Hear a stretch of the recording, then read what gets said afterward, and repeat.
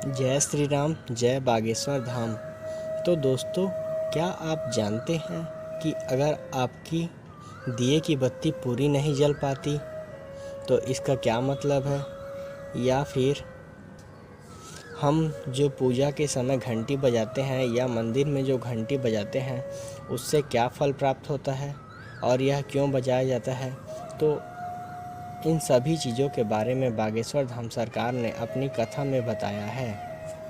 तो दोस्तों, हमारे जीवन में कई प्रकार की समस्याएं, जैसे अगर आप धन कमा रहे हैं और आपकी कमाई तो अच्छी हो रही है परंतु आपका धन रुक नहीं पाता, अर्थात धन प्राप्त होने के बाद तुरंत ही खर्च हो जाता है या आपके खर्चे जो है आपकी प्राप्त किए धन से अधिक हो जाते हैं या आपके व्यापार में हानि चल रही है, तो इन सभी के लिए बागेश्वर धाम सरकार ने कुछ उपाय बताए हैं। तो आज के इस वीडियो में हम उन चीज़ों के बारे में जानेंगे।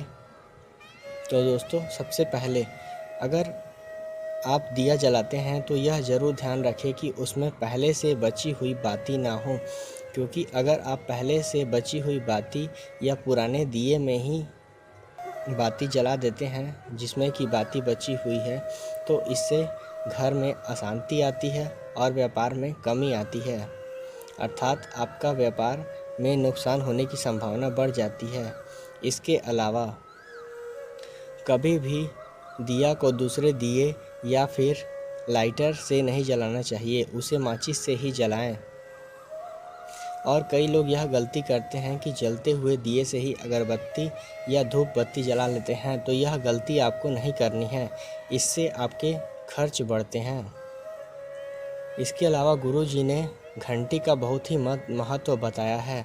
गुरुजी ने अपनी कथा में बताया है कि अगर हम घंटी बजाते हैं तो उस समय पर पूरे ब्रह्मांड में जो भी पुण्य काम हो रहे हैं उन सभी का फल आपको मिलने लगता है और साथ ही साथ आपके आसपास सकारात्मक ऊर्जा आती है।